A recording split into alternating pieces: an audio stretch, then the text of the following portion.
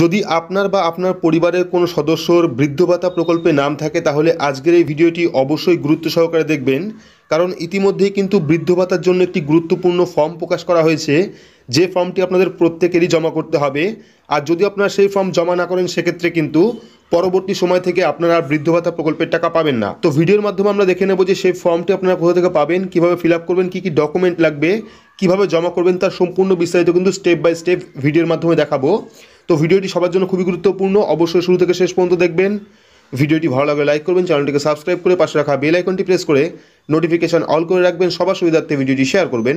তো চলুন শুরু করি। তো এখানে আপনারা একটা ফর্ম দেখতে পাচ্ছেন, যে ফর্মটাই কিন্তু আপনাদের ফিল আপ করে জমা করতে হবে, এবং ভিডিওর মাধ্যমে জানাবো যে এই ফর্ম ফিল আপ করে কী কী ডকুমেন্ট দিতে হবে, ফর্মটা কোথায় পাবেন, কিভাবে জমা করবেন তার বিস্তারিত। তো প্রথম আমরা দেখে নেব ফর্মটি আপনারা কীভাবে ফিল আপ করবেন। তো ফর্ম ফিল আপের আগে একটা কথা বলে রাখি, যারা যারা তপশিলি বন্ধু বা জয় জোহার প্রকল্পের টাকা পাচ্ছেন তাদের জন্য কিন্তু এই ফর্ম। তো এখানে দেখতে পাচ্ছেন তপশিলি বন্ধু জয় জোহার পেনশন লাইফ সার্টিফিকেট, অর্থাৎ এই ফর্মটি কিন্তু লাইফ সার্টিফিকেট জমা দেওয়ার ফর্ম, অর্থাৎ আপনি যে জীবিত আছেন, যারা যারা পেনশন পাচ্ছেন তারা জীবিত আছেন কিনা সেটা ভেরিফাই করার জন্য কিন্তু এই লাইফ সার্টিফিকেট আপনাদের জমা করতে হবে। তো প্রথমে দেখুন, this is two certified that Shri and Shrimati, যদি আপনি পুরুষ হন সেক্ষেত্রে শ্রীর ওপর টিক করে এখানে আপনার নাম লিখবেন, যদি আপনি মহিলা হন সেক্ষেত্রে এসএমটির ওপর টিক করে এখানে আপনার নামটি লিখে দেবেন, বেনিফিশিয়ারির নাম। লেখার পর এসও বা ডিও অর্থাৎ সন অফ বা ডটার অফ, সেক্ষেত্রে আপনি এখানে সন অফ বা ডটার অফের নাম লিখবেন।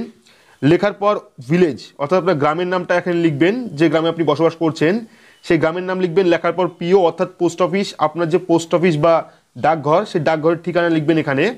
লেখার পর পিএস অর্থাৎ আপনি যে থানায় থাকেন সেই থানার নাম কিন্তু ফর্মের মধ্যে ফিল আপ করা থাকবে, ডিস্ট্রিক্টের নাম থাকবে, পিন নাম্বার কিন্তু আপনাকে এখানে বসাতে হবে, আপনার এলাকার যে পিনকোড সেই পিনকোডটা আপনার এখানে বসাবেন। বসানোর পর he and she is a তপশিলি বন্ধু জয় জোহার pensioner from the department of backward class welfare and tribal development of government of West Bengal. He and she personally know to me the still alive till to date. He and she sign put his left thumb impression in my presence, অর্থাৎ আপনি যে জীবিত আছেন তার জন্য কিন্তু এই ফর্মটা ফিল আপ করতে হবে। ফর্ম ফিল আপের পাশাপাশি কিন্তু যে বেনিফিশিয়ারি বা যার নামে বৃদ্ধ ভাতা প্রকল্প আছে, তপশিলি বন্ধু বা জয় জোহার প্রকল্প, তাদের কিন্তু ভেরিফাই করার জন্য এই জায়গায় একটা সই করতে হবে। যদি আপনারা সই না করতে পারেন সেক্ষেত্রে কিন্তু আপনি বুড়ো আঙুলের টিপ সই দিতে পারেন, এখানে লেখা আছে সিগনেচার বা এলটিআই অফ দ্য পেনশনার, অর্থাৎ যদি আপনি সই করতে পারেন সেক্ষেত্রে সই করবেন, না হলে কিন্তু আপনি টিপ সই করে দিতে পারেন। টিপ সই করার পর এবার চলে আসবো এই ফর্মের সঙ্গে আপনাকে কী কী ডকুমেন্ট দিতে হবে। তো ডকুমেন্ট কিন্তু অনেকগুলো আছে, আপনারা দেখতে পাচ্ছেন এখানে ডকুমেন্ট রয়েছে his her other details of follows. তো এখানে চলে এসেছে নেম অফ দ্য ব্লক, আপনি কোন ব্লকে থাকেন সেই ব্লকের নামটা এখানে লিখবেন।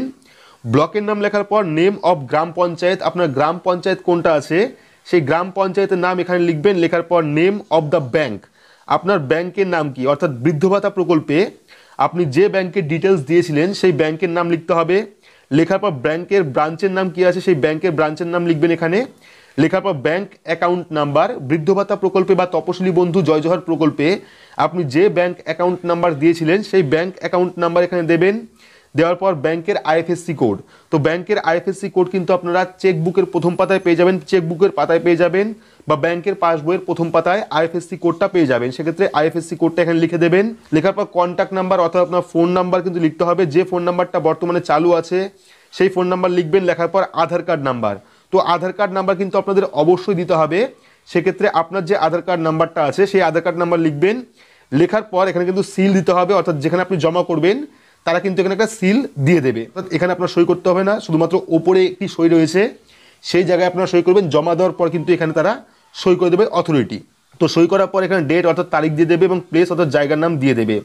তো এটা কিন্তু এই ফর্ম কিন্তু যিনি পেনশন পাচ্ছেন, যিনি বেনিফিশিয়ারি, তার কিন্তু নিজে গিয়ে অর্থাৎ নিজে গিয়ে কিন্তু ফর্মটা জমা করতে হবে। আপনি যে বেঁচে আছেন তার প্রমাণস্বরূপ কিন্তু আপনাকে নিজে গিয়ে ব্লক অফিসে জমা করতে হবে। তো এবার চলে আসি ডকুমেন্ট কী কী লাগবে, অর্থাৎ এই যে ফর্ম ফিল আপ করলেন সেই ফর্মের সাথে কোন কোন ডকুমেন্ট আপনাদের দিতে হবে। তো ডকুমেন্টের প্রথমে রয়েছে digital ration card, Aadhaar card, voter card, bank account details অর্থাৎ পাসবইয়ের জেরক্স কপি এবং কাস্ট সার্টিফিকেট ইফ অ্যানি, অর্থাৎ এই ফর্মের সাথে কিন্তু আপনাদের ডিজিটাল রেশন কার্ডের কপি দিতে হবে, জেরক্স কপি, পাশাপাশি আধার কার্ডের জেরক্স কপি এবং ভোটার কার্ডের জেরক্স কপি, ব্যাংক অ্যাকাউন্টের পাসবইয়ের যে জেরক্স কপি সেটা, পাশাপাশি কাস্ট সার্টিফিকেট যদি থাকে সেক্ষেত্রে কাস্ট সার্টিফিকেট। তো আপনারা এইসব ডকুমেন্ট অরিজিনাল এবং জেরক্স কপি দুটোই নিয়ে যাবেন এবং নিজেরা গিয়ে জমা দেবেন। যিনি বেনিফিশিয়ারি আছেন তারা গিয়ে কিন্তু এই ফর্মটা জমা করবেন, তাহলে কিন্তু পরবর্তী সময়ে আপনি তপশিলি বন্ধু বা জয় জোহার প্রকল্পের টাকা কন্টিনিউ পেতে থাকবেন। এবার কিন্তু কিছু কিছু এলাকায় অর্থাৎ কিছু কিছু জেলায় কিন্তু পঞ্চায়েত থেকে ডাকা হয়েছিল, তারা কিন্তু ভোটার কার্ড বলুন, আধার কার্ড বলুন, ব্যাংকের পাসবই বলুন, সেগুলো নিয়ে কিন্তু পঞ্চায়েত অফিসে যাওয়ার জন্য বলেছিল। যারা যারা গেছেন বা যারা যারা জমা দিয়েছেন তাদের কিন্তু এই ফর্ম জমা দেওয়ার কোনো রকম দরকার নেই। যারা এখনও পর্যন্ত জমা দেননি সমস্ত ডকুমেন্ট, তারা কিন্তু অবশ্যই বিশেষ করে তপশিলি বন্ধু এবং জয় জোহার প্রকল্পে যাদের নাম রয়েছে তারা কিন্তু লাইফ সার্টিফিকেটের এই ফর্মটি অবশ্যই পঞ্চায়েত অফিসে বা ব্লক অফিসে যাবতীয় ডকুমেন্ট নিয়ে জমা করবেন, না হলে কিন্তু পরবর্তী সময়ে আপনারা জয় জোহার বা তপশিলি বন্ধু প্রকল্পের টাকা পাবেন না। তো এই ছিল আজকের আপডেটটি আপনাদের কেমন লাগলো অবশ্যই কমেন্ট বক্সে কমেন্ট করে জানাবেন। ভিডিওটি ভালো লাগলে লাইক করবেন, চ্যানেলটিকে সাবস্ক্রাইব করে পাশে রাখা বেল আইকনটি প্রেস করে নোটিফিকেশন অল করে রাখবেন, সবার সুবিধার্থে ভিডিওটি শেয়ার করবেন। তো আজকের মতো এইটুকুই, ধন্যবাদ।